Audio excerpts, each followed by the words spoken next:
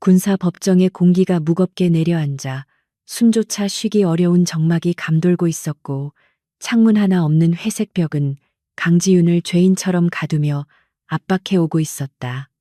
테이블 위에 놓인 그녀의 계급장은 조명 아래에서 차갑게 반짝였지만 그 빛은 더 이상 영광의 상징이 아닌 치욕의 증거물처럼 보였을 뿐이다. 대한민국 육군 역사상 최연소 군단장이라는 화려한 타이틀을 거머쥐었던 그녀가 지금 서 있는 곳은 가장 낮은 곳으로 추락하기 직전의 벼랑 끝이었다. 그녀의 맞은편에는 오만함으로 가득 찬 표정의 최태석 장군이 거만한 자세로 앉아 서류를 넘기고 있었는데, 그 종이 넘어가는 소리가 마치 날카로운 칼날처럼 정적을 찢어발기며 강지윤의 심장을 겨누는 듯했다. 최태석 장군은 입가에 비릿한 미소를 머금은 채 천천히 고개를 들어 강지윤을 바라보았고, 그의 눈빛에는 명백한 경멸과 승리감에 도취된 비열함이 서려 있었다. 그는 강지윤이 이 상황에서 무릎을 꿇고 애원하거나 분노를 터뜨리기를 기대하는 눈치였으나, 그녀는 조각상처럼 미동도 하지 않은 채 그를 응시할 뿐이었다. 최태석은 책상 위에 놓인 두꺼운 보고서를 거칠게 집어들어 바닥으로 내동댕이 쳤고, 흩어지는 종이들 사이로 강지윤의 과거 작전 기록들이 흉물스럽게 드러났다. 그는 낮은 목소리로 그녀의 업적을 비웃기 시작했으며, 그 목소리에는 자신의 권력을 과시하려는 욕망이 끈적하게 묻어나와 듣는 이로 하여금 불쾌감을 자아냈다. 당신의 그 잘난 신념이 결국 부대원들을 사지로 몰아넣었고, 그 결과가 바로 이 처참한 실패라는 것을 아직도 인정하지 못하는가 보군. 최태석은 의자 깊숙이 몸을 기대며 비꼬는 말투로 말을 이었고, 그의 말 한마디 한마디는 강지윤의 가장 아픈 상처를 후벼 파는 독설이었다. 그는 강지윤이 동료를 믿고 의지했던 방식을 나약함이라고 규정하며, 군인은 감정이 아닌 철저한 계산과 희생 위에서만 존재해야 한다고 강변했다. 강지윤이 지켜왔던 전우애와 신뢰는 그에게 있어 그저 불필요한 장식품이자 제거해야 할 약점에 불과했으며, 그는 그것을 빌미로 그녀를 군대라는 조직에서 영원히 추방하려 하고 있었다. 강지윤은 주먹을 꽉 쥐었지만 표정만큼은 평온함을 유지하려 했었고, 그녀의 내면에서는 뜨거운 용암 같은 분노가 끓어오르고 있었지만, 그것을 겉으로 드러내는 순간 패배한다는 것을 누구보다 잘 알고 있었다. 그녀는 최태석이 내뱉는 말들이 사실이 아님을 알고 있었지만, 지금 이 자리에서 진실을 밝히는 것은 계란으로 바위를 치는 것만큼이나 무의미한 일이었다. 그녀의 침묵은 굴복이 아니라 폭풍전의 고요와도 같았으며, 그녀의 머릿속은 이미 이 상황을 벗어나 반격할 계획을 세우느라 빠르게 회전하고 있었다. 그녀의 눈동자는 흔들림 없이 최태석을 향해 있었고, 그 깊은 심연 속에는 누구도 읽을 수 없는 차가운 결의가 서서히 자리를 잡아가고 있었다. 최태석은 강지윤의 침묵이 길어지자 슬슬 짜증이 솟구치기 시작했는지 자리에서 벌떡 일어나 위압적인 태도로 그녀에게 다가갔다. 그는 그녀의 어깨에 달린 견장을 거칠게 낚아채듯 떼어냈고, 옷감이 찢어지는 소리는 법정 안에 있던 모든 사람들의 귀에 소름 끼치게 울려 퍼졌다. 그것은 단순한 계급장의 박탈이 아니라 강지윤이라는 군인이 평생을 바쳐 쌓아 올린 명예와 자존심을 짓밟는 행위였으며, 최태석은 그 순간 자신이 신이라도 된 듯한 착각에 빠져 있었다. 그는 떼어낸 견장을 바닥에 던지고 구두발로 지식이며 강지윤에게 더 이상의 미래는 없다는 것을 잔인하게 각인시키려 했다. 하지만 강지윤은 어깨가 허전해진 군복을 입고도 여전히 꼿꼿한 자세를 흐트러뜨리지 않았으며, 오히려 그녀의 눈빛은 더욱 맑고 날카롭게 빛나고 있었다. 그녀는 바닥에 떨어진 견장을 잠시 내려다보았지만, 그 시선에는 미련이나 슬픔보다는 마치 더러운 것을 털어내버린 듯한 홀가분함이 담겨 있었다. 최태석이 원했던 절망과 패배의 기색은 어디에도 없었고, 오히려 강지윤의 태도는 그를 당혹스럽게 만들기에 충분했다. 그녀는 천천히 고개를 들어 최태석과 눈을 마주쳤고 그 순간 최태석은 등골이 서늘해지는 기이한 공포를 느꼈으나 그것이 무엇인지 정확히 파악할 수는 없었다. 장군님께서 말씀하신 그 특별하지 않다는 믿음이 저를 여기까지 오게 만들었으며 앞으로도 저는 그 믿음을 버리지 않을 것입니다. 강지윤의 목소리는 낮지만 단호하게 법정 안에 울려 퍼졌고 그 말은 최태석의 오만한 논리를 정면으로 반박하는 선전포고와도 같았다. 그녀는 더 이상 변명이나 호소를 하지 않았고 단지 사실을 확인하듯 담담하게 자신의 의지를 표명했을 뿐이다. 그녀의 말 속에는 자신이 당한 불명예스러운 처사에 대한 분노보다는 앞으로 닥쳐올 폭풍을 예고하는 서늘한 경고가 담겨 있었으며 듣는 이들로 하여금 마른 침을 삼키게 만들었다. 최태석은 얼굴을 붉히며 당장 꺼지라고 고함을 질렀고 그의 목소리는 분노로 인해 떨리고 있었으나 그것은 오히려 그가 느낀 불안감을 감추기 위한 과장된 몸짓처럼 보였다. 강지윤은 그에게 마지막으로 정중하게 경례를 붙였으나 그 동작에는 존경심이라곤 찾아볼 수 없었고 오직 절차에 따른 기계적인 움직임만이 있을 뿐이었다. 그녀는 뒤도 돌아보지 않고 법정 문을 향해 걸어갔고 그녀의 발걸음 소리는 규칙적이고 힘찼으며 마치 전장으로 나가는 장수의 그것처럼 당당했다. 문이 열리고 닫히는 순간까지 그녀는 흐트러짐 없는 모습을 보였고 남겨진 최태석과 심사위원들은 알 수 없는 압박감에 짓눌려 침묵할 수밖에 없었다. 복도로 나온 강지윤은 길게 심호흡을 하며 폐부 깊숙이 차가운 공기를 들이마셨고 비로소 혼자가 되자 긴장했던 근육들이 조금씩 풀리는 것을 느꼈다. 군복을 입지 않은 그녀의 모습은 낯설었지만 동시에 자유로웠으며 이제 그녀를 쫓아매던 계급과 규율이라는 족쇄가 사라졌음을 실감했다. 지나가는 병사들이 힐끔거리는 시선으로 그녀를 쳐다보았지만 그녀는 그들의 시선을 의식하지 않은 채 오직 자신의 목표만을 생각하며 걸음을 옮겼다. 그녀의 머릿속에는 이미 죽은 동료들의 얼굴이 하나둘씩 스쳐 지나갔고 그들의 억울한 죽음을 헛되이 하지 않겠다는 맹세가 가슴속 깊은 곳에서부터 뜨겁게 타올랐다. 건물 밖으로 나오자 잿빛 하늘에서는 부슬비가 내리고 있었고 차가운 빗방울이 그녀의 뜨거워진 얼굴을 식혀주며 정신을 맑게 해주었다. 그녀는 잠시 멈춰서서 회색빛으로 물든 연병장을 바라보았고 그곳에서 훈련하던 시절의 기억들이 파노라마처럼 스쳐 지나갔다. 하지만 감상에 젖어 있을 시간은 없었으며 그녀는 주머니에서 구형 휴대전화를 꺼내 들고 오랫동안 연락하지 않았던 번호를 눌렀다. 신호음이 몇 번 울리기도 전에 상대방이 전화를 받았고 그녀는 짧고 명료하게 자신의 귀환을 알리는 암호를 말한 뒤 전화를 끊었다. 빗줄기가 점점 굵어지며 그녀의 어깨를 적셨지만 강지윤은 우산을 쓰지 않은 채 비를 맞으며 정문을 향해 걸어갔다. 그녀의 뒷모습은 쓸쓸해 보이기는커녕 마치 폭풍우 속을 뚫고 나가는 고독한 늑대처럼 강인해 보였으며 그녀의 발걸음마다 결연한 의지가 묻어났다. 위병소의 병사들이 그녀를 알아보고 당황한 듯 경례를 하려다 멈칫했지만 그녀는 그들에게 눈길조차 주지 않고 군부대의 경계를 넘어섰다. 이제 그녀는 군인이 아닌 민간인 신분이었지만 그녀가 가진 능력과 경험은 그 어떤 무기보다도 치명적이었으며 세상은 아직 그녀의 진짜 모습을 알지 못했다. 택시에 올라탄 강지윤은 차창 밖으로 멀어지는 군부대의 모습을 바라보며 입가에 희미하고 차가운 미소를 띄었다. 최태석은 자신이 이겼다고 착각하고 있겠지만 그것은 강지윤이 파놓은 거대한 함정의 입구에 발을 들여놓은 것에 불과했다. 그녀는 자신이 가장 잘하는 방식인 그림자 속에서의 전쟁을 준비하고 있었고 그 전쟁의 끝에는 오직 처절한 응징만이 기다리고 있을 것이었다. 빗방울이 차창을 때리며 흘러내리는 모습이 마치 그녀가 흘리지 않은 눈물처럼 보였지만 그녀의 눈동자는 그 어느 때보다 건조하고 냉혹하게 빛나고 있었다.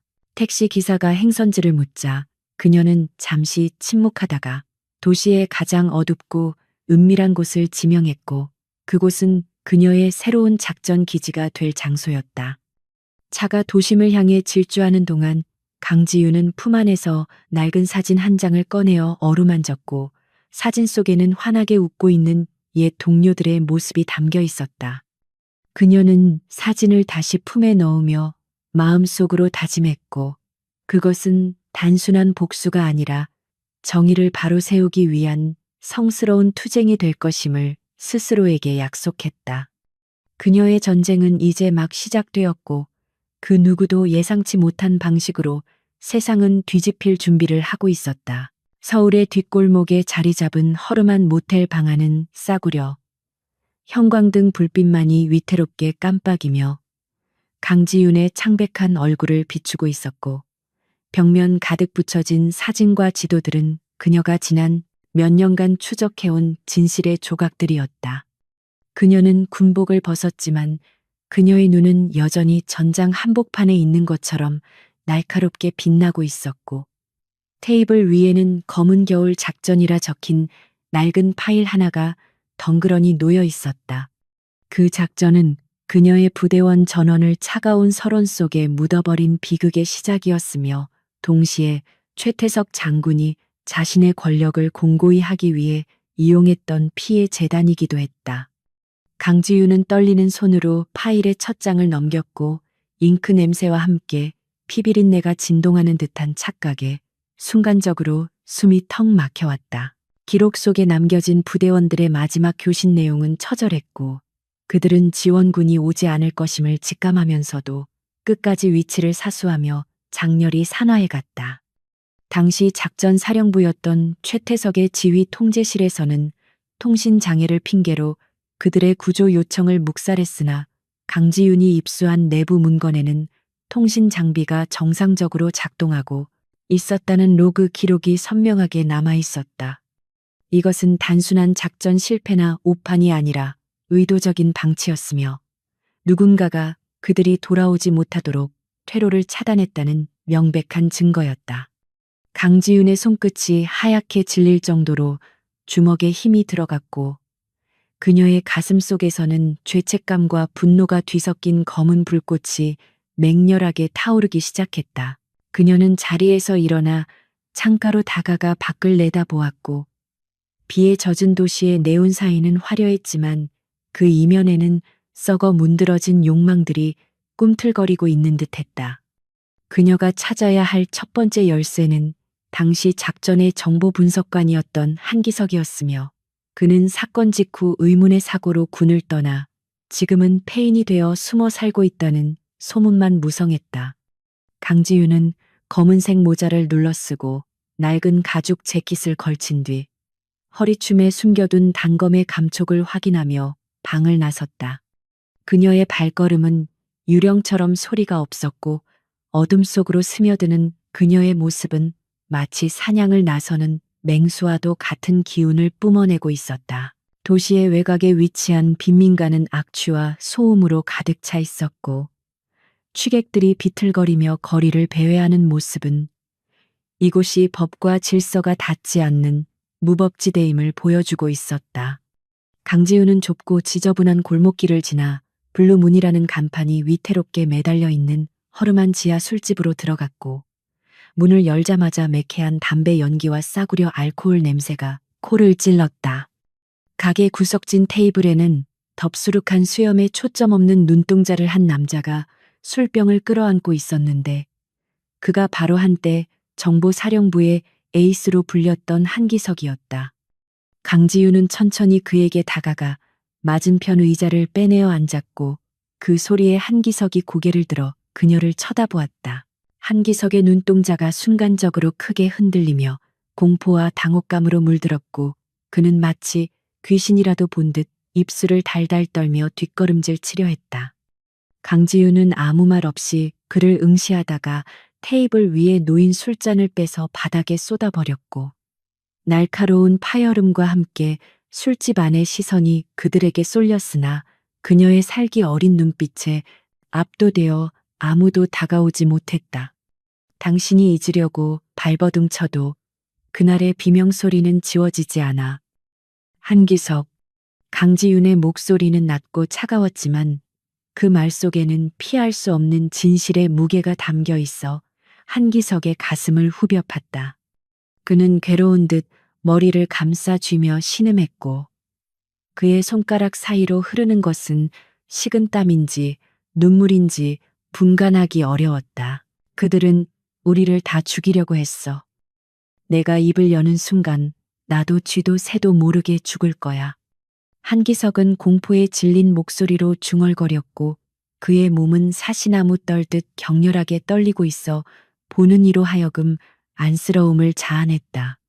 강지윤은 그에게 다가가 멱살을 잡고 그를 일으켜 세우며 그의 흔들리는 눈동자를 똑바로 마주 보았다. 나도 죽었어야 했지만 이렇게 살아서 돌아왔고 이제는 우리가 그들에게 지옥을 보여줄 차례야. 도망치는 건 오늘로 끝내. 그녀의 단호한 외침은 한기석의 귓가에 벼락처럼 내리꽂혔고 그의 흐릿했던 이성에 작은 불씨를 지피기 시작했다. 한기석은 떨리는 손으로 품 안에서 꼬깃꼬깃해진 쪽지 하나를 꺼내 강지윤에게 건넸고 그것은 그가 지난 몇 년간 목숨을 걸고 지켜온 유일한 보험이자 양심의 마지막 조각이었다. 그 쪽지에는 알 수 없는 숫자들과 암호가 적혀 있었는데 그것은 최태석 장군이 불법 무기 거래를 통해 조성한 비자금 계좌와 연결된 비밀 서버의 접속 코드였다. 강지윤은 쪽지를 받아 챙기며 그에게 짧게 고개를 끄덕였고 그것은 감사의 표시이자 반드시 살아남으라는 무언의 명령이기도 했다. 그녀가 자리에서 일어나려던 순간 술집 밖에서 날카로운 타이어 마찰음과 함께 여러 명의 발소리가 급박하게 다가오는 것이 느껴졌다. 놈들이 냄새를 맡고 왔군. 강지윤은 낮게 읊조리며 한기석을 테이블 밑으로 밀어넣었고 동시에 술집의 조명을 향해 재떨이를 던져 실내를 암흑천지로 만들었다. 유리창이 와장창 깨지며 복면을 쓴 괴한들이 들이닥쳤고 그들의 손에는 소음기가 장착된 권총과 서슬퍼런 칼들이 들려 있어 살벌한 분위기를 조성했다. 어둠 속에서 총구의 불꽃이 번쩍이며 총알이 빗발쳤고 술병들이 깨지며 파편이 튀는 아비규환의 상황이 벌어졌으나 강지윤은 이미 그들의 시야에서 사라진 뒤였다. 그녀는 어둠을 틈타 기둥 뒤로 몸을 숨긴 채 적들의 움직임을 파악하며 호흡을 가다듬고 있었다. 괴한들은 프로들답게 당황하지 않고 서로 신호를 주고받으며 포위망을 좁혀왔지만 그들은 자신들이 상대하고 있는 여자가 평범한 군인이 아니라는 사실을 간과하고 있었다. 강지윤은 가장 먼저 접근해오는 놈의 발목을 걷어차 균형을 무너뜨린 뒤 순식간에 그의 품으로 파고들어 손목을 꺾고 명치를 가격했다. 억하는 소리와 함께 첫 번째 놈이 쓰러지자 나머지 놈들이 일제히 그녀가 있는 방향으로 총구를 돌렸지만 그녀는 이미 쓰러진 놈을 방패 삼아 반대편으로 몸을 날렸다. 그녀의 움직임은 물 흐르듯 유연하면서도 폭발적인 힘이 실려 있어 적들은 그녀의 잔상조차 쫓기 버거워했다. 좁은 술집 안은 순식간에 난장판이 되었고 강지윤은 지형지물을 완벽하게 활용하며 수적 열세를 극복해 나가고 있었다. 그녀는 바텐더 테이블 위로 뛰어올라 공중에서 회전하며 날아오는 칼날을 피했고 착지와 동시에 놈의 목덜미를 가격하여 기절시켰다. 그녀의 무술은 화려함보다는 철저하게 살상과 제압에 초점이 맞춰진 실전용 격투술이었으며 동작 하나하나에 군더더기가 없었다. 놈들은 그녀를 구석으로 몰아넣으려 했지만 그것은 오히려 강지윤이 파놓은 함정으로 들어가는 꼴이었고 그녀는 좁은 통로를 이용해 놈들을 일렬로 세운 뒤 각계격파하기 시작했다. 마지막 남은 리더격인 놈이 칼을 뽑아들고 맹렬하게 달려들었지만 강지윤은 그의 공격 궤도를 미리 읽고 가볍게 몸을 틀어 피했다. 놈의 칼이 허공을 가르는 순간 강지윤은 그의 팔을 잡아 비틀며 관절을 탈구시켰고 고통에 몸부림치는 놈의 무릎을 걷어차 바닥에 꿀렸다. 그녀는 놈의 목에 단검을 겨누며 차가운 목소리로 물었고 그 서늘함은 주변의 공기마저 얼어붙게 만들 정도였다. 누구의 사주를 받았는지 굳이 묻지 않겠다. 돌아가서 전에 사냥감은 더 이상 도망치지 않고 사냥꾼의 목을 물어뜯으러 갈 것이라고.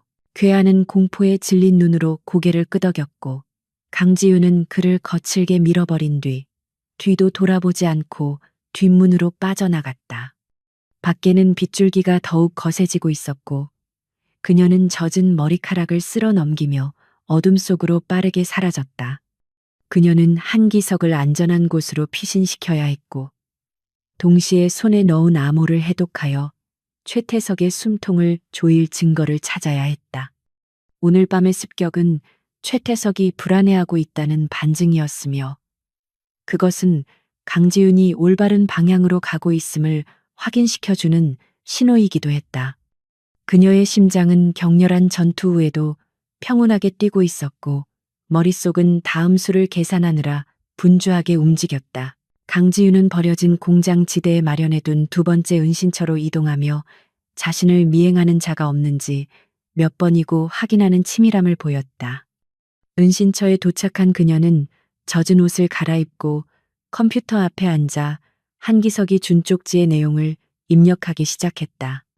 모니터 화면에 복잡한 데이터 스트림이 흘러가고 마침내 접속 성공이라는 메시지가 뜨자 그녀의 입가에 옅은 미소가 번졌다.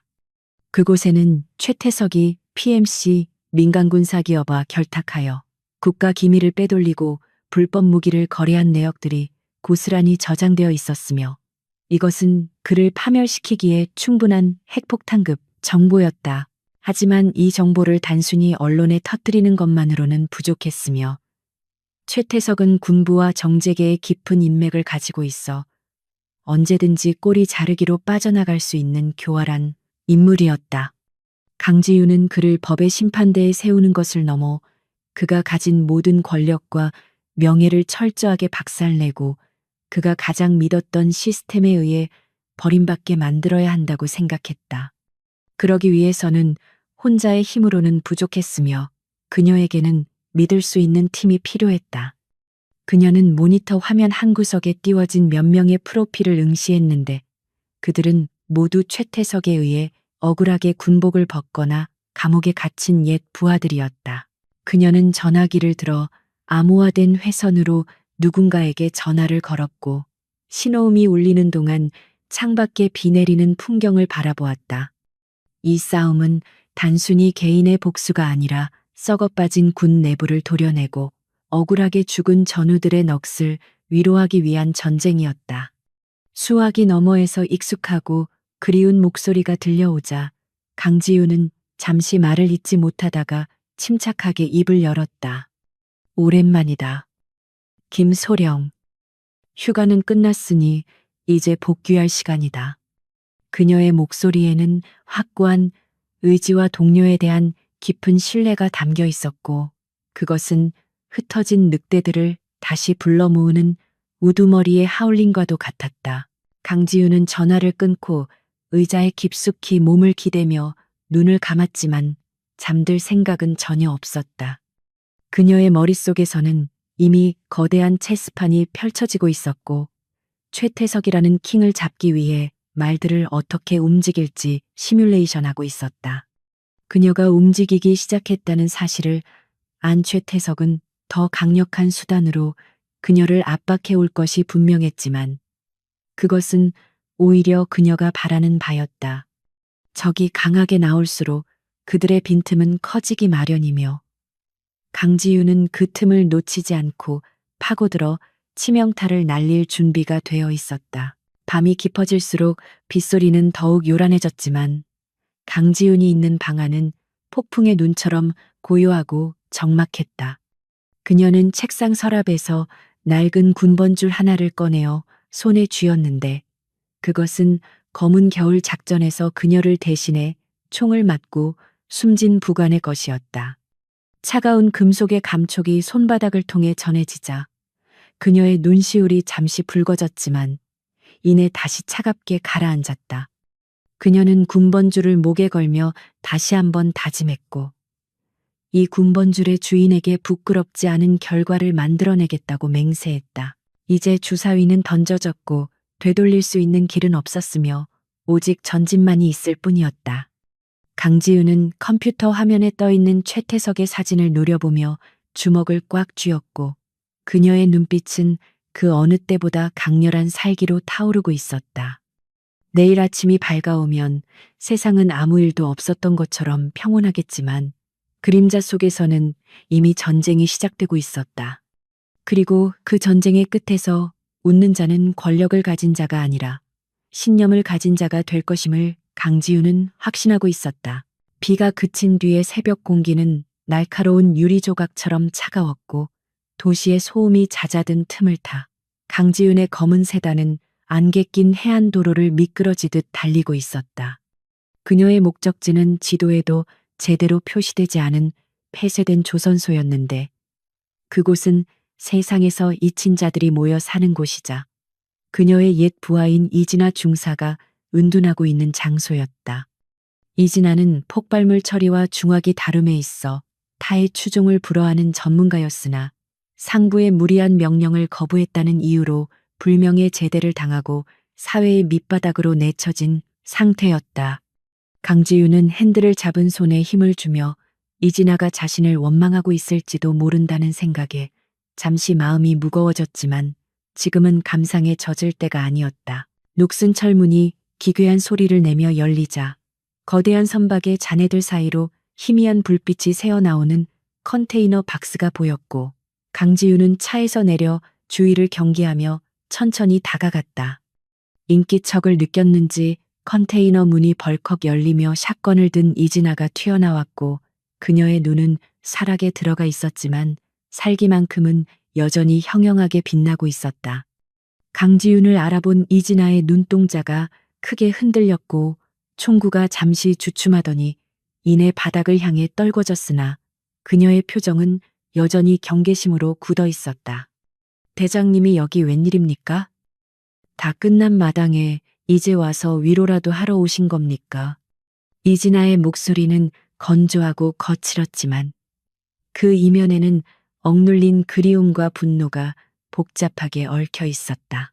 강지윤은 아무런 변명도 하지 않고 주머니에서 최태석 장군과 관련된 PMC 기업의 로고가 찍힌 문서를 꺼내 이진아에게 건넸고 이진아는 의아한 표정으로 문서를 받아들었다.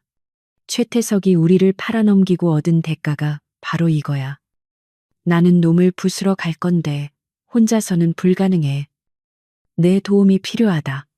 강지윤의 직설적인 화법에 이진아는 헛웃음을 터뜨리며 문서를 훑어보았고 그녀의 표정은 점차 심각하게 변해가며 분노로 일그러지기 시작했다. 그녀는 자신이 당한 부당한 처우의 원흉이 단순한 군 내부의 알력 다툼이 아니라 거대한 검은 거래의 희생양이었다는 사실을 깨닫고 치를 떨었다. 이진아는 샷건을 어깨에 걸치며 컨테이너 안으로 들어가 주섬주섬 장비들을 챙기기 시작했고 강지윤은 묵묵히 그녀의 등을 바라보며 안도의 한숨을 내쉬었다. 그녀는 강지윤에게 어떤 보상이나 약속을 요구하지 않았고 단지 그 망할 자식들의 턱을 날려버릴 기회만 있다면 지옥불이라도 뛰어들 기세였다. 이것이 바로 최태석이 간과한 강지윤의 힘이었는데 그것은 계급이나 돈으로 맺어진 관계가 아니라 생사를 함께 넘나들며 쌓아올린 절대적인 신뢰와 유대감이었다. 두 사람은 낡은 트럭에 올라타 다음 목적지로 향했고 차 안에는 묘한 긴장감과 함께 뜨거운 전우애가 다시금 피어오르고 있었다.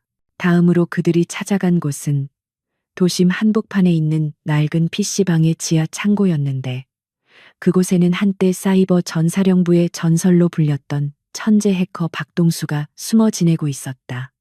박동수는 군 내부망을 해킹해 비리를 폭로하려다 발각되어 감옥살이를 했고 출소 후에는 폐인처럼 게임에만 몰두하며 세상을 등지고 살아가고 있었다. 강지윤과 이진아가 들이닥쳤을 때 그는 컵라면을 먹으며 모니터에 코를 박고 있었으나 강지윤의 목소리를 듣자마자 먹던 것을 멈추고 굳어버렸다. 박동수는 믿을 수 없다는 듯이 눈을 비비며 그녀들을 바라보았고 그의 쎄한 눈빛에 생기가 돌기 시작하는 것은 순식간이었다. 강지윤은 박동수에게 상황을 설명할 필요도 없이 USB 메모리 하나를 던져주었고 박동수는 본능적으로 그것을 받아 컴퓨터에 연결해 내용을 확인하기 시작했다. 화면에 쏟아지는 암호화된 데이터들을 보며 박동수의 손가락은 보이지 않을 정도로 빠르게 키보드 위를 춤추기 시작했고 그의 입가에는 오랜만에 흥미롭다는 미소가 번졌다. 이건 국방부 메인 서버보다 더 뚫기 힘든 이지스 시스템인데요. 이걸 설계한 놈이 제 사수였는데 아주 재미있는 싸움이 되겠네요. 박동수는 자신을 짓밟았던 시스템에 복수할 기회가 왔음을 직감하고는 주저없이 강지윤의 팀에 합류하겠다는 의사를 밝혔다. 세 사람은 강지윤이 미리 마련해둔 안전 가옥으로 이동해 본격적인 작전 회의에 들어갔고 테이블 위에는 목표물인 이지스 PMC 데이터 센터의 조감도가 펼쳐져 있었다. 그곳은 최태석의 비자금뿐만 아니라 불법 무기 거래와 관련된 모든 원본 데이터가 보관된 심장부였으며 최첨단 보안 시스템과 사설 용병들에 의해 철통같이 지켜지고 있었다. 강지윤은 정면 돌파가 불가능함을 알기에 이진아의 폭발물을 이용한 교란, 작전과 박동수의 해킹을 통한 시스템 마비를 동시에 진행하는 양동 작전을 제안했다. 하지만 이 작전의 핵심은 서로가 서로의 등을 완벽하게 지켜주어야만 성공할 수 있는 극도의 팀워크를 요구하고 있었다. 최태석은 부하를 장기말처럼 쓰고 버리는 것을 전략이라고 생각하지만 우리는 누구 하나도 버리지 않고 모두 살아서 돌아온다는 것을 증명해야 해. 강지윤의 비장한 말에 팀원들은 말없이 고개를 끄덕였고 그들의 눈빛에는 죽음조차 두려워하지 않는 결연한 의지가 담겨 있었다. 그들은 각자의 장비를 점검하며 작전 개시 시간을 기다렸고 밖에는 다시금 굵은 빗줄기가 쏟아지기 시작해 그들의 은밀한 침투를 도와주는 듯했다. 강지윤은 자신의 권총을 분에 소지하며 마음을 가다듬었고 이 싸움이 단순한 복수극을 넘어 정의를 실현하는 성전임을 다시 한번 상기했다. 자정이 넘은 시각. 이지스 데이터 센터의 외곽 담장에 검은 그림자 3개가 소리 없이 접근했고 빗소리에 묻혀 그들의 발소리는 경비병들의 귀에 닿지 않았다. 박동수가 휴대용 단말기를 조작해 감시 카메라와 센서를 일시적으로 무력화시키자 강지윤과 이진아는 유령처럼 담장을 넘어 내부로 침투했다. 이진아는 발전실 근처에 소형 폭탄을 설치하며 윙크를 보냈고 강지윤은 엄지손가락을 치켜 세운 뒤 서버실이 있는 본관 건물로 향했다. 모든 것이 계획대로 흘러가고 있었지만 강지윤의 본능은 알 수 없는 불안감을 감지하고 있었고 그녀는 더욱 신경을 곤두세웠다. 본관 로비에는 중무장한 용병들이 순찰을 돌고 있었지만 강지윤은 사각지대를 이용해 그들의 시야를 피하며 환기구를 통해 위층으로 이동했다. 좁은 환기구 안은 먼지와 습기로 가득 차 숨쉬기조차 힘들었지만 그녀는 개의치 않고 포복 자세로 빠르게 기어나갔다. 서버실 바로 위쪽에 도착한 그녀는 그릴을 뜯어내고 아래를 살폈는데 예상과 달리 서버실 앞에는 생체 인식 보안 장치가 설치되어 있어 박동수의 원격 해킹만으로는 문을 열 수 없는 상황이었다. 강지윤은 무전기를 통해 상황을 알렸고 박동수는 당황한 기색 없이 자신이 직접 현장으로 가겠다며 위험한 제안을 해왔다. 대장님, 제가 가서 물리적으로 바이패스해야 합니다. 3분만 버텨주시면 문을 따겠습니다. 박동수의 목소리는 떨리고 있었지만 물러설 기색은 없었고 강지윤은 잠시 망설이다가 그의 결단을 믿기로 하고 알겠다고 대답했다. 강지윤은 환기구에서 뛰어내려 소음총으로 보초를 서던 용병 2명을 순식간에 제압하고 박동수가 도착할 때까지 입구를 사수할 준비를 했다. 곧이어 박동수가 헐떡거리며 나타났고 그는 보안 패널 뚜껑을 열고 복잡한 전선들을 조작하기 시작했지만 그 순간 비상벨이 울리며 건물 전체에 적색 경보가 발령되었다. 발각됐다. 서둘러 강지윤이 외침과 동시에 복도 양쪽에서 용병들이 쏟아져 나오며 총격을 가해오기 시작했고 총알이 벽에 박히며 파편이 튀는 아수라장이 되었다.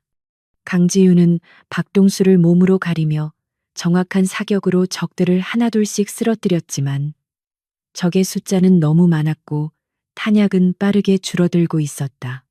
박동수는 총소리에 움찔거리면서도 손을 멈추지 않았고 땀방울이 흘러내려 눈을 찔러도 닦을 생각조차 하지 못한 채 작업에 몰두했다.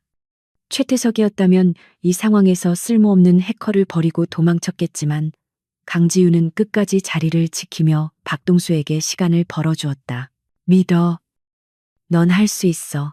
강지윤의 격려에 박동수는 마지막 선을 연결하며 엔터키를 눌렀고 육중한 서버실 문이 참하는 소리와 함께 열렸다.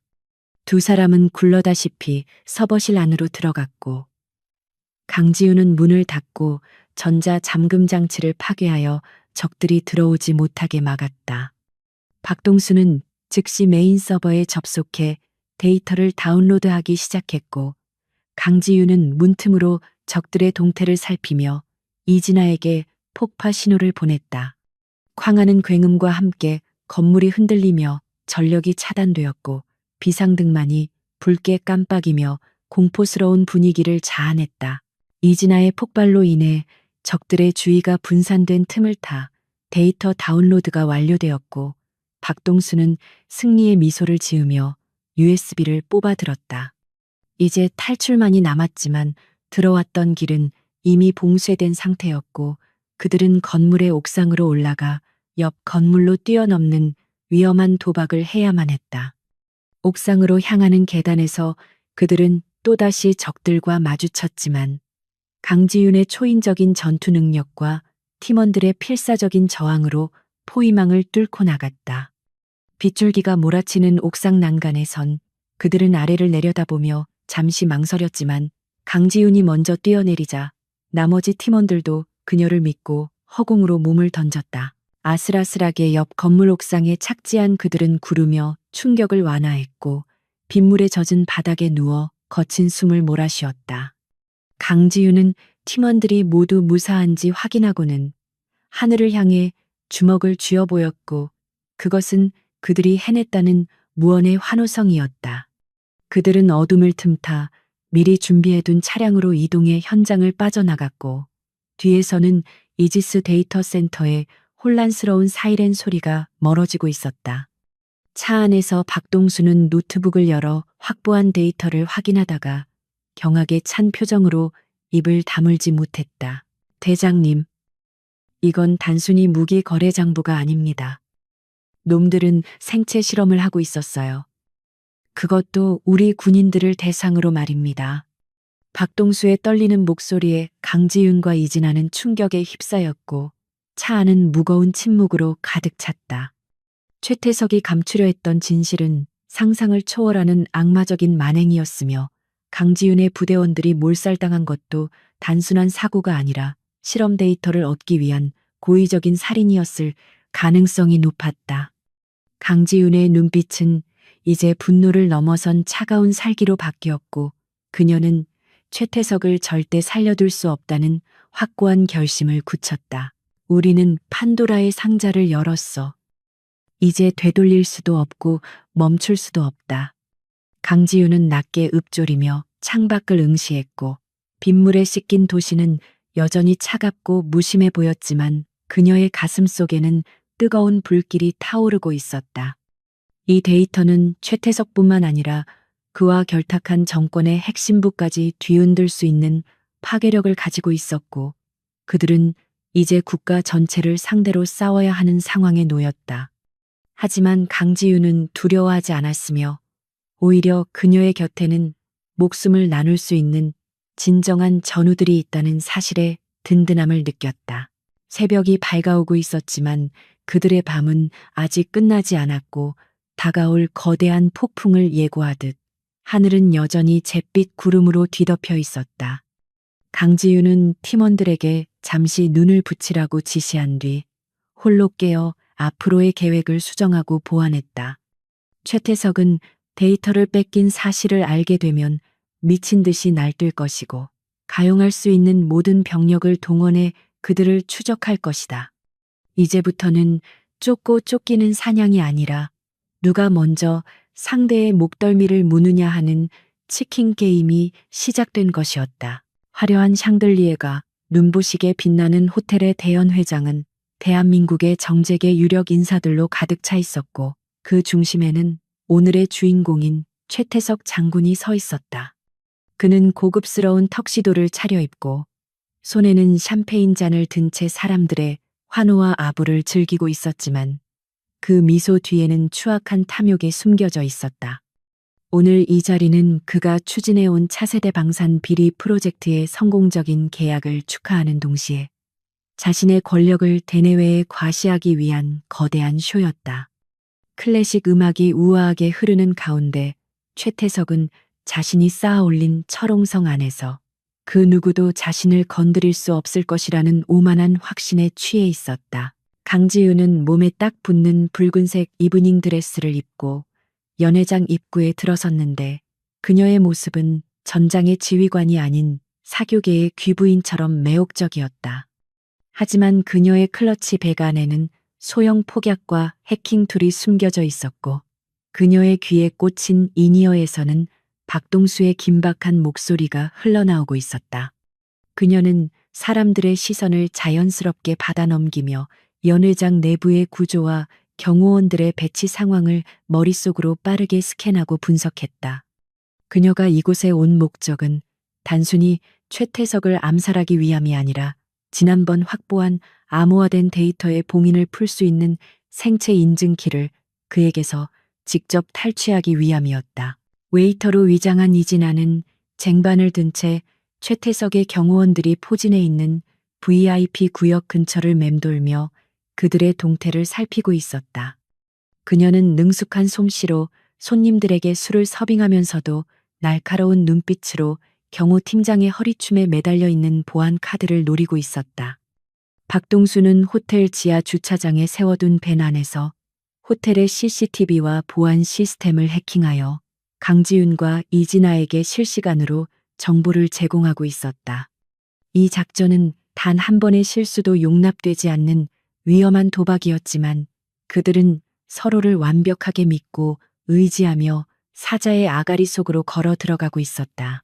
최태석이 건배사를 하기 위해 단상으로 올라가자 장내의 조명이 어두워지며 스포트라이트가 그를 비췄고 강지윤은 이 기회를 틈타 어둠 속으로 스며들었다. 그녀의 목표는 최태석이 잠시 자리를 비울 때 그가 사용하는 개인 스마트폰이나 지문 정보를 복제하는 것이었기에 그에게 접근할 수 있는 최적의 타이밍을 노려야 했다. 박동수가 조명 시스템을 조작하여 무대 뒤쪽의 전력을 차단하자 잠시 혼란이 일어났고 최태석의 경호원들이 당황하여 우왕좌왕하는 틈이 생겼다. 강지윤은 그 짧은 순간을 놓치지 않고 바람처럼 빠르게 움직여 VIP 룸으로 향하는 통로에 진입하는데 성공했다. 하지만 예상치 못한 변수가 발생했는데 최태석의 개인 경호 실장이 이진아의 수상한 움직임을 눈치채고 그녀를 막아선 것이었다. 경호 실장은 이진아의 손목을 낚아채며 신분을 확인하려 들었고 이진아는 쟁반을 떨어뜨리며 반사적으로 그를 공격해 정체가 탄로나고 말았다. 좁은 복도에서 이진아와 경호원들 사이에 격렬한 몸싸움이 벌어졌고 무전기를 통해 들려오는 타격음과 거친 숨소리는 강지윤의 심장을 요동치게 만들었다. 작전대로라면 강지윤은 지금 당장 최태석의 방으로 들어가야 했지만 동료가 위험에 처한 상황에서 그녀는 선택의 기로에 서게 되었다. 박동수는 무전으로 작전을 계속 진행해야 한다고 소리쳤지만 강지윤은 차가운 이성으로 판단하면서도 뜨거운 가슴이 시키는 대로 행동했다. 과거 최태석은 동료를 구하려는 그녀의 행동을 약점이라 비난했지만 강지윤에게 있어 동료를 버리고 얻은 승리는 패배보다 더한 치욕일 뿐이었다. 그녀는 VIP룸 문고리를 잡았던 손을 거두고 드레스 자락을 찢어 움직이기 편하게 만든 뒤 이진아가 있는 곳으로 방향을 틀었다.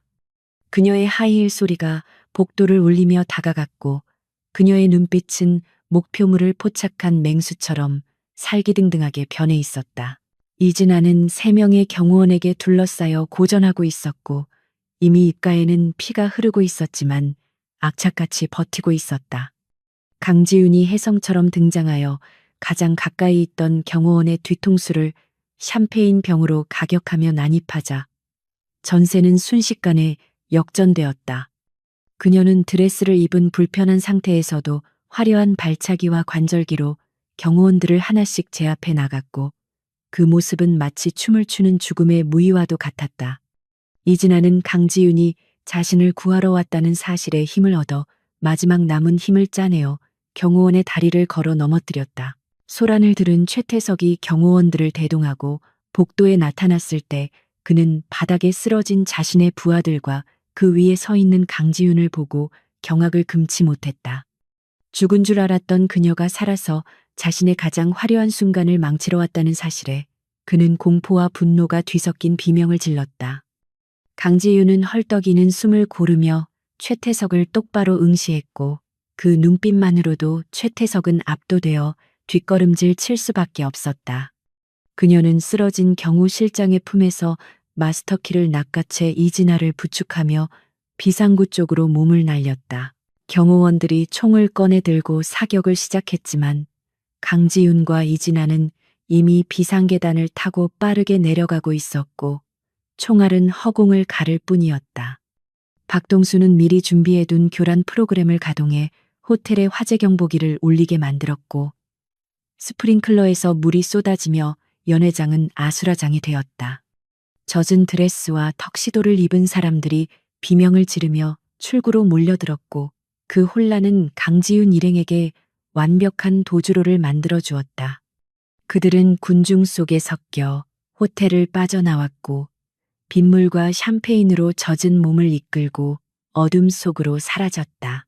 안전한 곳으로 피신한 뒤 이진아는 강지윤에게 미안하다는 말을 건넸지만 강지윤은 고개를 저으며 그녀의 어깨를 감싸주었다.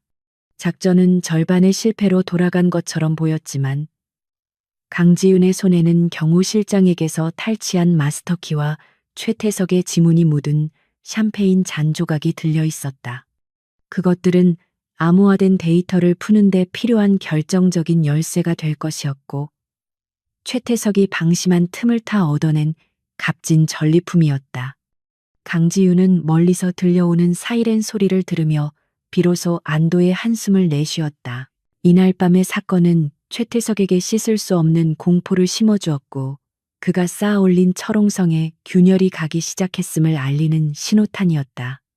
그는 강지윤이 단순히 복수를 위해 온 것이 아니라 자신의 모든 것을 파괴하기 위해 왔음을 깨닫고 전율했다. 강지윤과 그녀의 팀은 비록 상처 입고 지쳤지만 서로에 대한 신뢰는 그 어느 때보다 단단해져 있었다. 그들은 이제 사냥감이 아니라 사냥꾼이 되어 최태석의 목을 서서히 조여갈 준비를 마쳤으며 밤은 아직 길었다. 밤하늘을 찢을 듯이 퍼붓는 장대비는 도시 전체를 거대한 수족관처럼 만들었고 빗줄기 사이로 울리는 사이렌 소리는 마치 전쟁터의 공습경보처럼 불길하게 메아리쳤다. 도심 곳곳에 설치된 대형 전광판에서는 최태석 장군의 굳은 표정이 송출되며 강지윤과 그녀의 팀을 국가 안보를 위협하는 테러리스트로 규정하는 긴급 성명이 반복해서 흘러나오고 있었다. 시민들은 불안에 떨며 집으로 돌아갔고 텅 빈 거리는 최태석이 풀어놓은 특수기동대와 사복 경찰들에 의해 철저하게 봉쇄되어 물샐 틈 없는 포위망이 형성되고 있었다. 강지윤은 차가운 빗물을 맞으며 골목길 어둠 속에 몸을 숨긴 채 붉게 번쩍이는 경찰차의 경광등을 응시했고 그녀의 눈빛은 쫓기는 사냥감의 것이 아니라 먹잇감을 노리는 맹수의 그것처럼 차분하게 가라앉아 있었다.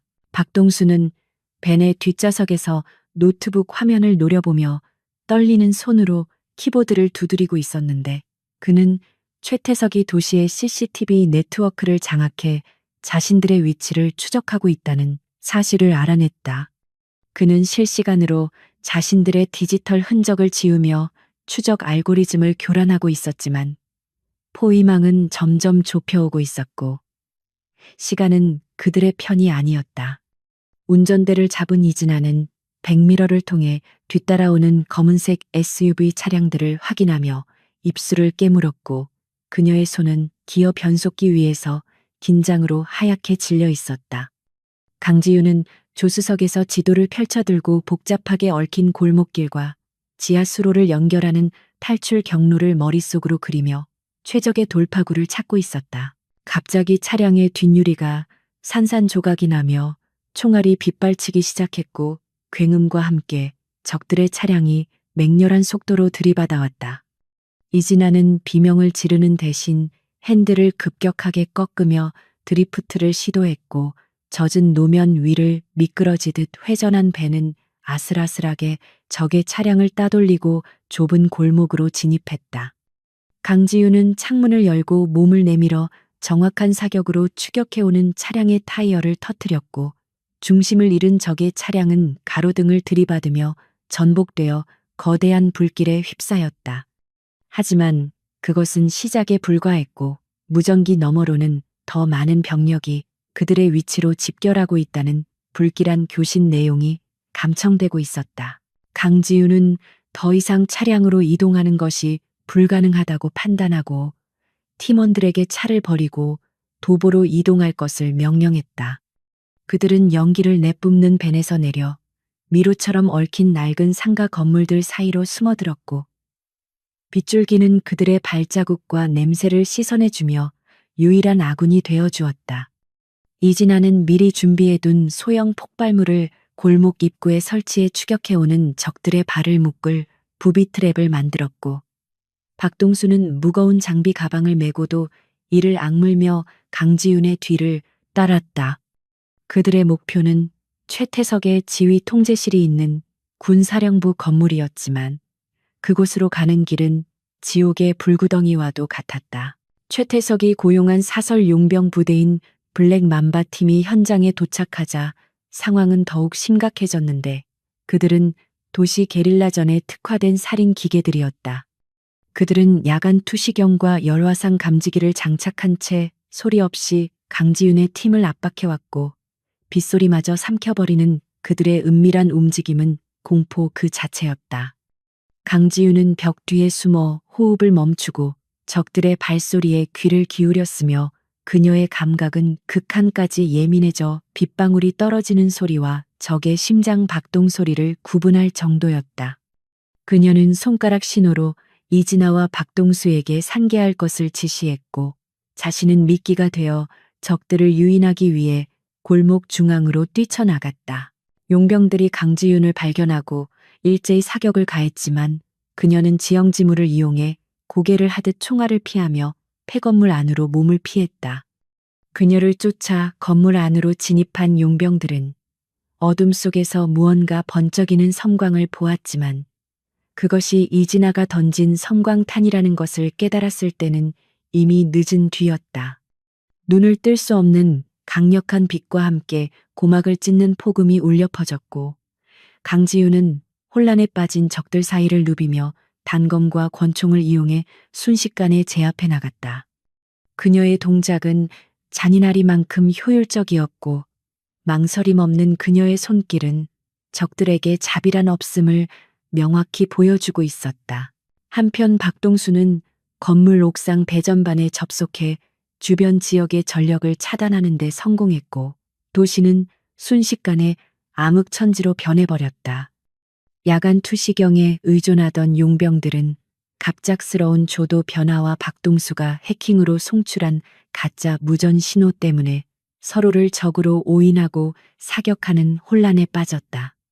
어둠은 강지윤에게 있어 가장 익숙하고 편안한 전장이었으며 그녀는 이 혼란을 틈타 적의 지휘관급으로 보이는 자를 찾아내어 소리 없이 접근했다. 빗물에 젖은 바닥을 기어가는 그녀의 움직임은 뱀처럼 조용했고 적의 등 뒤에 섰을 때조차 상대방은 죽음이 임박했음을 전혀 눈치채지 못했다. 강지윤은 적장의 목에 칼을 겨누고 그를 인간 방패로 삼아 남은 용병들에게 무기를 버리라고 외쳤고 그녀의 목소리는 천둥소리보다 더 위압적으로 울려 퍼졌다. 인질이 된 지휘관은 발버둥 쳤지만 강지윤의 악력은 강철처럼 단단했고 그녀의 눈빛은 그를 얼어붙게 만들기에 충분했다. 남은 용병들이 주춤하는 사이 이진아가 건너편 건물에서 유탄 발사기를 겨누며 나타났고 박동수는 해킹한 거리의 스피커를 통해 사이렌 소리를 증폭시켜 적들의 심리를 압박했다.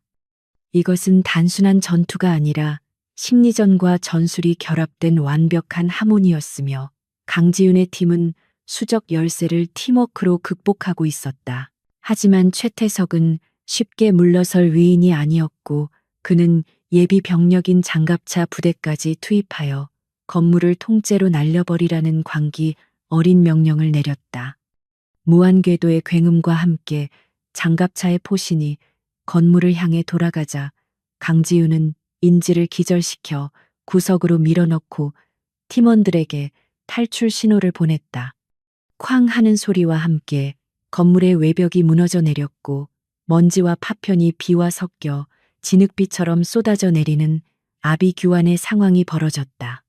강지윤은 무너지는 잔해 사이를 뚫고 지하 하수도로 연결되는 맨홀 뚜껑을 열었고 팀원들을 먼저 내려보낸 뒤 마지막으로 뛰어들었다. 지하 하수도는 악취와 오물로 가득 차 있었지만 지상의 폭격을 피할 수 있는 유일한 안전지대였고 그들은 허리까지 차오르는 더러운 물을 헤치며 앞으로 나아갔다. 박동수는 탈진하여 쓰러질 듯 비틀거렸지만 이진아가 그를 부축하며 끊임없이 격려했고 강지윤은 선두에서 플래시를 비추며 길을 안내했다. 그들은 서로의 체온과 거친 숨소리에 의지하며 절망적인 상황을 견뎌냈고 이 과정에서 그들의 유대감은 피보다 진한 전우애로 승화되었다. 강지윤은 뒤를 돌아보며 지친 팀원들의 얼굴을 확인했고 그들의 눈빛이 아직 죽지 않았음을 보고 안도했다. 하수도를 빠져나와 그들이 도착한 곳은 군 사령부 건물의 지하 주차장과 연결된 환기구였는데 이곳은 강지윤이 현역 시절 보안 점검을 하며 봐두었던 비밀 통로였다. 그들은 진흙과 오물로 뒤범벅이 된 채였지만 그들의 눈은 승리에 대한 확신으로 빛나고 있었고 이제 목표가 눈앞에 있었다.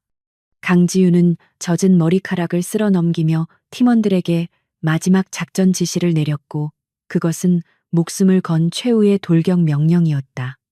우리는 더 이상 숨지 않는다.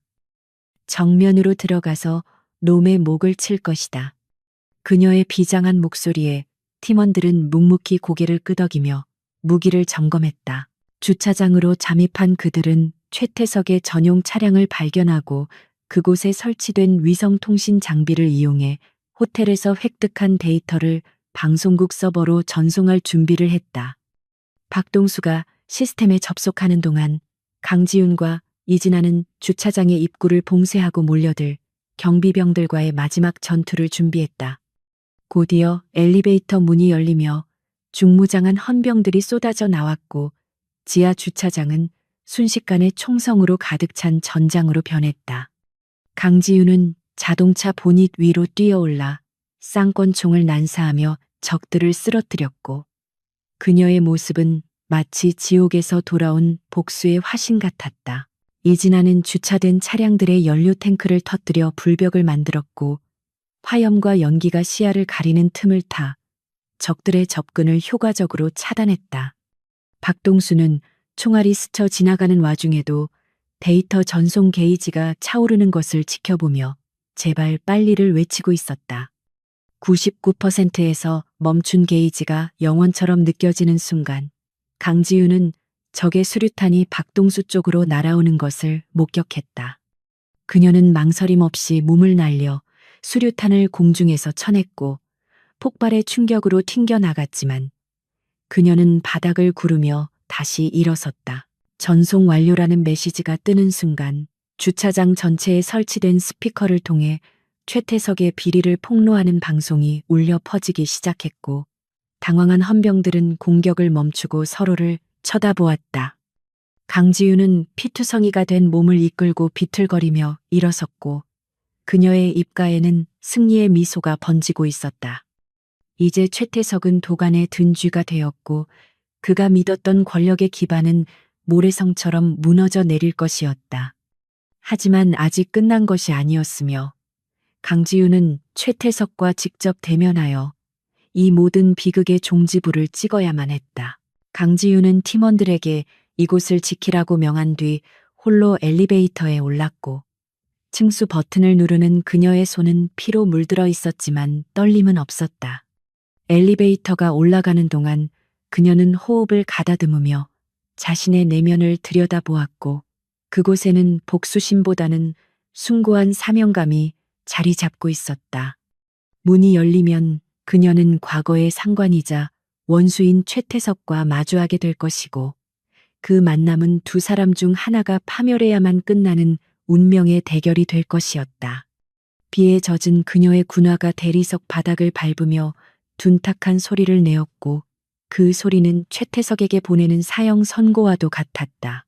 엘리베이터의 디지털 숫자가 최상층을 향해 하나씩 올라갈 때마다 강지윤의 심장은 마치 시한폭탄의 초침처럼 규칙적이고 무겁게 뛰고 있었고 거울에 비친 그녀의 모습은 처참했다. 젖은 머리카락은 이마에 달라붙어 있었고 찢어진 드레스 사이로 드러난 피부는 멍과 상처로 얼룩져 있었지만 그녀의 눈동자만큼은 그 어느 때보다 맑고 투명하게 빛나고 있었다. 그녀는 탄창을 확인하며 마지막 남은 총알의 개수를 세어보았고 이 숫자가 의미하는 것은 최태석과의 악연을 끊어낼 수 있는 기회의 횟수와도 같았다.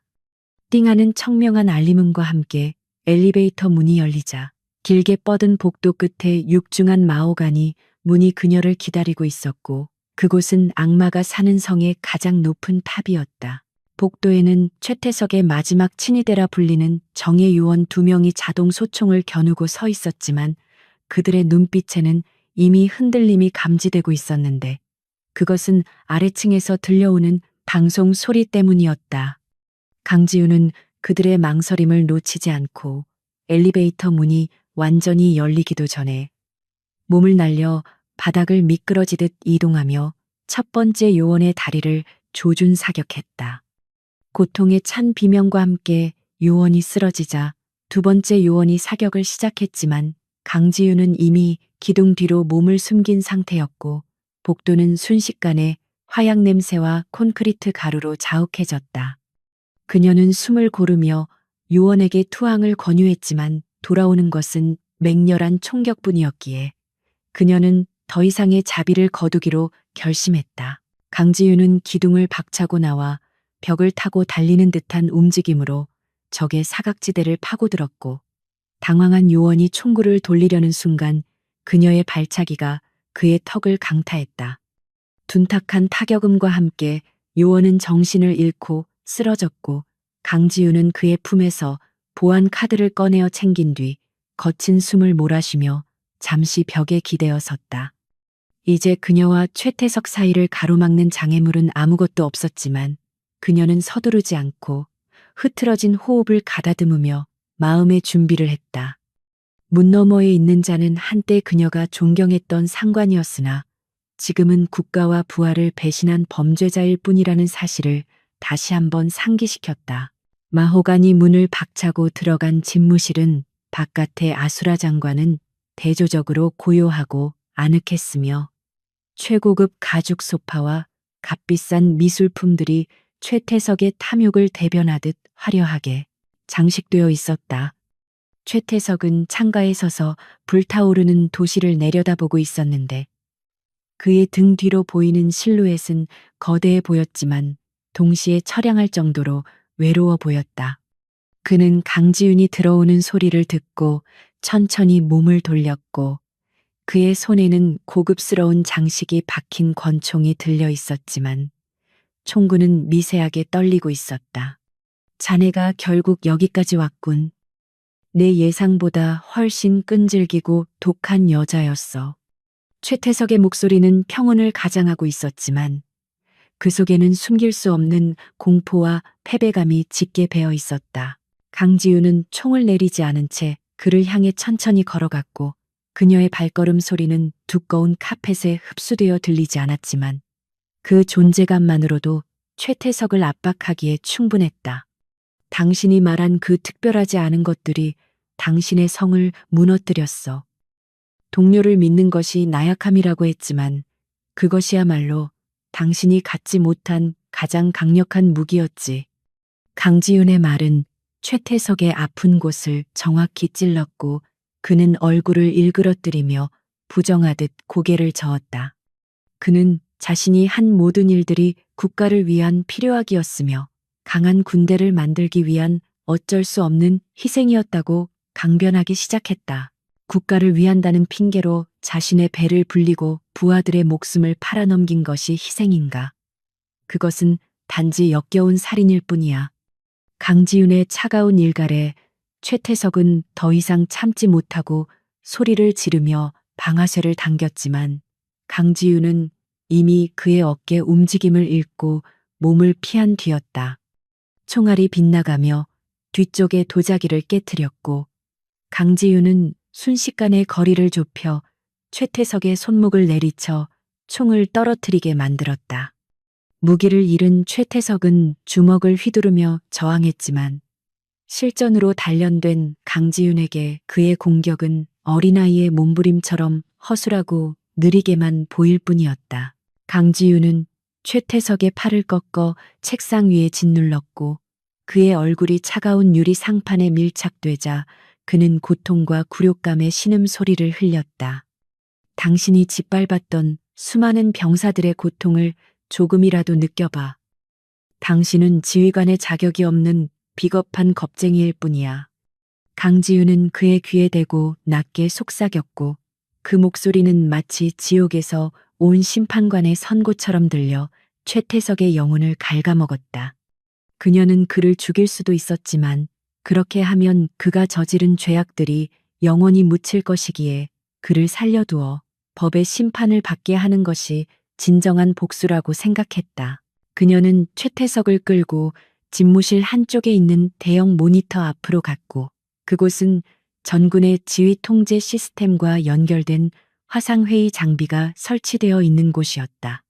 강지윤은 시스템을 조작하여 통신 채널을 전군으로 개방했고 카메라는 피투성이가 된 강지윤에게 제압당해 꼴사납게 엎드려 있는 최태석의 모습을 실시간으로 송출하기 시작했다. 모니터 화면에는 각 부대의 지휘관들과 병사들이 경악에 찬 표정으로 이 상황을 지켜보고 있었고 최태석은 자신의 치부가 전 천하에 드러나는 순간을 목격하며 절망했다. 이것은 그에게 죽음보다 더한 고통이자 그가 평생 쌓아올린 명예와 권위가 산산조각 나는 순간이었다. 최태석, 당신은 오늘부로 지휘권을 박탈당한다. 당신의 죄명은 반역과 살인, 그리고 횡령이다. 강지윤은 카메라를 향해 또렷한 목소리로 선언했고 그녀의 말은 전파를 타고 전국의 모든 군부대로 퍼져나가며 거대한 파장을 일으켰다. 화면 속에서 웅성거리는 소리가 들려왔고 곧이어 국방부 장관의 긴급 체포 명령이 하달되는 소리가 스피커를 통해 울려 퍼졌다. 최태석은 바닥에 주저앉아 넋이 나간 표정으로 중얼거렸지만 아무도 그의 말에 귀를 기울이지 않았고 그는 철저하게 고립된 섬이 되어버렸다. 잠시 후 집무실 문이 거칠게 열리며 헌병들이 들이닥쳤고 그들은 강지윤이 아닌 최태석을 향해 총구를 겨누며 그를 포위했다. 헌병 대장은 강지윤에게 거수경례를 하며 예를 표했고 그것은 그녀가 반란군이 아니라 정의를 수호한 영웅임을 인정하는 무언의 제스처였다. 최태석은 양팔이 꺾인 채 수갑이 채워졌고 그는 끌려나가면서도 끝까지 강지윤을 노려보며 저주를 퍼부었지만 그 모습은 패배자의 비명에 불과했다. 강지윤은 그가 사라진 빈자리를 바라보며 긴장이 풀린 듯 다리에 힘이 풀려 주저앉고 말았다. 창밖에서는 어느새 비가 그치고 먹구름 사이로 희미한 햇살이 비치기 시작했는데 그것은 길고 긴 밤이 끝나고 새로운 새벽이 오고 있음을 알리는 신호였다. 강지윤은 찢어진 군복 주머니에서 담배 한 개비를 꺼내 물었지만 불을 붙이지는 않았고 그저 손끝에서 느껴지는 필터의 감촉을 즐길 뿐이었다. 그녀는 승리했지만 마음 한구석에는 씁쓸함이 남아 있었는데 그것은 정의를 위해 치러야 했던 대가가 너무나 컸기 때문이었다. 하지만 그녀는 후회하지 않았고 자신이 선택한 길이 옳았음을 증명해냈다는 사실에 작은 위안을 얻었다. 집무실의 전화벨이 요란하게 울리기 시작했지만 강지윤은 수화기를 들지 않았고 그저 멍하니 창밖의 풍경을 바라보며 깊은 생각에 잠겼다. 이제 그녀의 이름은 전설이 될 것이고 군대는 그녀를 다시 필요로 하겠지만 그녀는 자신이 돌아갈 곳이 그곳이 아님을 직감하고 있었다.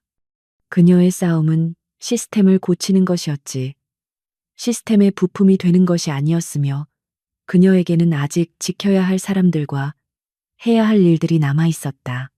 그녀는 천천히 자리에서 일어나 집무실을 둘러보았고 이곳이 권력의 정점이 아닌 탐욕의 무덤이었음을 다시 한번 확인했다. 강지윤은 책상 위에 놓인 최태석의 명패를 집어들어 쓰레기통에 던져버렸고 쨍그랑하는 소리와 함께 명패는 깨져버렸다. 그것은 최태석 시대의 종말을 알리는 소리였으며 동시에 강지윤이라는 새로운 시대의 개막을 알리는 종소리와도 같았다. 그녀는 문을 열고 밖으로 나갔고 복도에는 그녀의 팀원들이 상처 입은 몸을 이끌고 그녀를 기다리고 서 있었다. 이진아와 박동수는 서로 부축하며 서 있었지만 그들의 얼굴에는 환한 미소가 걸려 있었고 강지윤은 그들을 향해 천천히 걸어갔다. 대장님, 이제 다 끝난 겁니까? 이진아가 조심스럽게 물었고 강지윤은 그녀의 어깨를 감싸 안으며 고개를 끄덕였다. 그래, 끝났어. 하지만 우리의 이야기는 이제부터 시작이야. 강지윤의 대답에 팀원들은 환호성을 질렀고 그들은 서로를 끌어안으며 생사의 고비를 넘긴 전우회를 나누었다. 헌병들이 그들을 호위하며 건물 밖으로 안내했고 그들이 밖으로 나왔을 때 세상은 어젯밤과는 완전히 다른 모습으로 그들을 맞이하고 있었다. 비에 씻긴 도시는 깨끗하고 투명하게 빛나고 있었고 거리의 시민들은 전광판을 통해 강지윤의 활약상을 지켜보며 환호하고 있었다. 그녀는 영웅이 되기를 원하지 않았지만 세상은 그녀를 영웅이라 불렀고 그녀는 그 무게를 묵묵히 받아들이기로 했다.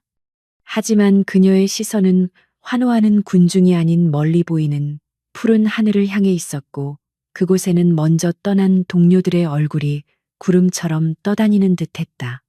그녀는 마음속으로 그들에게 인사를 건네며 비로소 진정한 자유를 느꼈다. 강지윤은 팀원들과 함께 준비된 차량에 올라탔고 차는 환호하는 인파를 뒤로하고 조용히 도시를 빠져나갔다. 그녀의 표정은 평온했지만 눈빛은 여전히 날카로웠고 그녀는 알고 있었다. 세상에는 아직도 최태석 같은 자들이 존재하고 있으며 언젠가 다시 그들과 싸워야 할 날이 올 것임을. 하지만 두렵지는 않았는데 이제 그녀에게는 믿을 수 있는 동료들과 흔들리지 않는 신념이 있었기 때문이었다. 차창 밖으로 불어오는 바람이 시원하게 그녀의 머리카락을 흩날렸고 강지윤은 비로소 깊은 잠에 빠져들 수 있었다. 계절이 바뀌어 차가웠던 바람 끝에 훈훈한 봄 기운이 묻어나기 시작했고 법원 앞의 벚나무들은 흐드러지게 꽃망울을 터뜨리며 세상의 변화를 알리고 있었다. 최태석 장군에 대한 최종 선고 공판이 열리는 날, 법정은 수많은 취재진과 시민들로 인산인해를 이루었고 그 열기는 지난 겨울에 혹독했던 추위를 잊게 만들 만큼 뜨거웠다. 피고인석에 앉은 최태석은 더 이상 위풍당당했던 장군의 모습이 아니었으며 헐렁한 수의를 입고 구부정하게 앉아있는 초라한 노인에 불과했다. 강지윤은 방청석 맨 뒷줄에 앉아 그 모습을 지켜보고 있었는데 그녀의 표정은 승리감보다는 깊은 연민과 씁쓸함이 교차하는 복잡한 감정으로 가득 차 있었다. 재판장이 주문을 낭독하며 무기징역을 선고하자 법정 안은 환호와 탄식이 뒤섞인 소음으로 가득 찼고 최태석은 고개를 떨군 채 아무런 반론도 제기하지 못했다. 그의 몰락은 절대적인 권력이라도 정의 앞에서는 모래성처럼 허무하게 무너질 수 있다는 것을 보여주는 살아있는 교훈이 되었다. 강지윤은 조용히 자리에서 일어나 법정을 빠져나왔고 그녀의 뒷모습은 그 어느 때보다 가벼워 보였지만 동시에 어깨에는 보이지 않는 책임감이 얹혀 있었다. 법원 밖으로 나오자 수많은 마이크와 카메라가 그녀를 향해 몰려들었지만 그녀는 그 어떤 질문에도 대답하지 않고 그저 묵묵히 걸음을 옮길 뿐이었다. 그녀가 향한 곳은 국립현충원의 한 구석에 마련된 검은 겨울 작전 희생자들의 묘역이었고 그곳에는 이제야 명예를 되찾은 동료들이 잠들어 있었다. 정부는 최태석의 비리가 밝혀진 후 희생된 부대원 전원에게 훈장을 추서하고 그들의 죽음을 순직으로 격상시켰지만 그것이 떠난 사람들을 돌아오게 할 수는 없었다. 강지윤은 준비해온 하얀 국화꽃을 비석 앞에 내려놓으며 한참 동안 말없이 서 있었고 그녀의 눈가에는 참았던 눈물이 맺혀 흘러내렸다. 너희들의 억울함을 이제야 풀었다는 그녀의 독백은 바람에 실려 묘비 사이를 맴돌았고 그곳에는 비로소 진정한 평화가 깃드는 듯했다. 며칠 후 강지윤은 신임 국방부 장관의 호출을 받고 집무실을 찾았는데 장관은 그녀에게 정중하게 사과하며 군으로의 복귀를 제안했다. 그는 강지윤에게 잃어버린 계급을 복원해 주는 것은 물론이고 새로운 특수전 사령부를 창설하여 지휘권을 맡기고 싶다는 파격적인 조건을 제시했다. 군은 땅에 떨어진 신뢰를 회복하기 위해 강지윤이라는 영웅의 이미지가 절실히 필요했고 그녀가 군의 새로운 상징이 되어주기를 바라고 있었다. 하지만 강지윤은 제안서를 바라보며 옅은 미소를 지을 뿐 즉답을 하지 않았고 그녀의 침묵은 장관을 당혹스럽게 만들기에 충분했다. 강지윤은 창밖으로 보이는 연병장에서 훈련하는 병사들의 모습을 바라보며 자신이 진정으로 원하는 것이 무엇인지 스스로에게 되물었다. 그녀는 군복을 사랑했고 조국을 수호하는 것을 천직으로 여겼지만 지난 사건을 겪으며 시스템 내부에 존재하는 구조적인 모순과 한계를 뼈저리게 느꼈다. 그녀가 다시 군으로 돌아간다면 언젠가는 또다시 정치적 논리에 의해 휘둘릴 수밖에 없을 것이며 그녀의 신념이 권력에 의해 훼손될지도 모른다는 두려움이 있었다. 그녀는 이제 누군가의 명령에 따라 움직이는 말이 아니라 자신의 의지대로 정의를 실현할 수 있는 길을 걷고 싶었다. 장관님, 제안은 감사하지만 저는 군으로 돌아가지 않겠습니다. 강지윤의 단호한 거절에 장관은 놀란 표정을 감추지 못하며 이유를 물었지만 그녀의 대답은 명료했다. 저는 군복을 입지 않아도 제 조국과 동료를 지킬 수 있는 방법을 배웠으며 이제는 그 방식대로 살아가고 싶습니다. 그녀는 자리에서 일어나 장관에게 마지막으로 거수경례를 했고 그 경례는 상관에 대한 예우가 아니라 군인으로서의 자신에게 보내는 작별 인사이자 새로운 시작을 알리는 의식이었다. 집무실을 나온 강지윤은 도심의 한 오피스텔로 향했고 그곳의 간판에는 가디언즈라는 이름이 작게 적혀 있었다. 문을 열고 들어서자 이진아와 박동수가 분주하게 움직이며 새로운 의뢰를 분석하고 있었고 그들의 모습은 군대에 있을 때보다 훨씬 활기차고 자유로워 보였다. 그들은 강지윤과 뜻을 함께하여 억울한 피해자들을 돕고 권력의 횡포에 맞서는 민간 보안 컨설팅 회사를 설립하기로 의기투합했던 것이다. 강지윤이 들어오자 두 사람은 하던 일을 멈추고 환하게 웃으며 그녀를 맞이했고 사무실 안은 따뜻한 동료애로 가득 찼다. 대장님, 이번 의뢰는 대기업 내부 고발자를 보호하는 임무입니다. 상대가 꽤 거물급이라 쉽지 않을 것 같습니다. 이진아가 서류를 건네며 눈을 반짝였고 박동수는 벌써 해당 기업의 보안 시스템을 분석하며 약점을 찾아내고 있었다.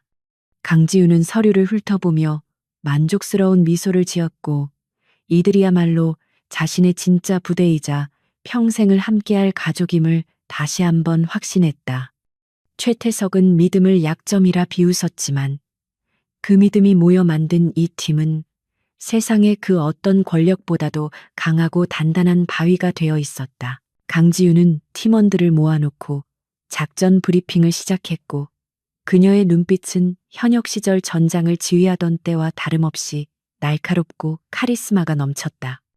우리는 더 이상 군인이 아니지만 우리가 지켜야 할 가치는 변하지 않았어. 약한 자를 보호하고 정의를 실현하는 것. 그것이 우리의 임무다. 팀원들은 힘차게 대답하며 주먹을 쥐어 보였고 그들의 가슴 속에는 새로운 사명감이 뜨겁게 타오르고 있었다. 그들은 이제 음지에서 일하며 양지를 지향하는 이름 없는 영웅으로서의 삶을 살아가게 될 것이다.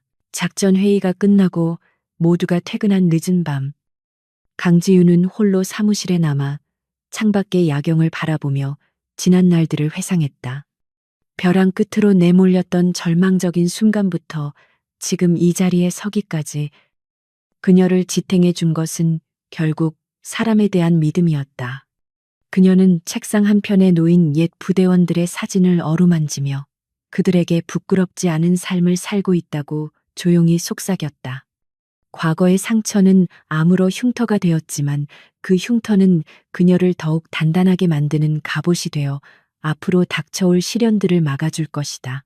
최태석이 남긴 특별하지 않다는 말은 역설적으로 강지윤에게 가장 큰 깨달음을 주었는데 진정한 힘은 특별한 능력이 아니라 평범한 믿음을 지키려는 끈기에서 나온다는 사실이었다.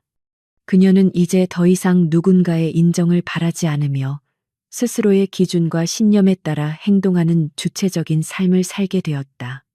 그녀의 이야기는 비록 공식적인 기록에서는 사라질지 모르지만 도움을 받은 사람들의 기억 속에서 영원히 살아 숨쉴 것이다. 다음 날 아침, 강지윤은 트렌치코트 깃을 세우고 아침 햇살이 비치는 거리로 나섰고 그녀의 곁에는 이진아와 박동수가 든든하게 서 있었다. 그들은 서로를 바라보며 가볍게 고개를 끄덕인 뒤 인파 속으로 섞여 들어갔고 그들의 발걸음은 거침이 없었다. 도시는 여전히 시끄럽고 복잡하며 수많은 모순을 안고 있었지만 그들이 존재하는 한 어둠이 빛을 완전히 집어삼키지는 못할 것이다. 이것은 끝이 아니라 또 다른 시작이었으며 강지윤의 전쟁은 이제 더 넓은 세상으로 확장되고 있었다. 강지윤은 횡단보도 앞에 멈춰서서 파란불을 기다리며 하늘을 올려다보았고 구름 사이로 비치는 햇살이 그녀의 얼굴을 환하게 비추었다. 그녀는 자신이 걸어온 길을 후회하지 않았고 앞으로 걸어갈 길 또한 두려워하지 않았으며 오직 현재에 충실하며 하루하루를 살아갈 것이다. 신호가 바뀌자 그녀는 당당하게 발걸음을 내디뎠고 수많은 사람들 속으로 사라져가는 그녀의 뒷모습은 그 누구보다도 특별하고 아름다워 보였다. 세상은 그녀를 잊을지 모르지만 그녀는 세상을 바꾸는 작은 파동이 되어 영원히 흐를 것이다. 그녀가 남긴 전설은 군부대의 낡은 기록 보관소가 아니라 사람들의 마음속에 신뢰라는 이름으로 새겨져 길이길이 기억될 것이다. 어둠이 깊을수록 별은 더욱 밝게 빛나듯이 절망적인 상황에서도 희망을 잃지 않았던 그녀의 용기는 앞으로도 수많은 사람들에게 길을 비추는 등불이 될 것이다. 강지윤. 그녀는 진정한 지휘관이자 영원한 군인. 그리고 우리 시대가 필요로 하는 진정한 영웅이었다.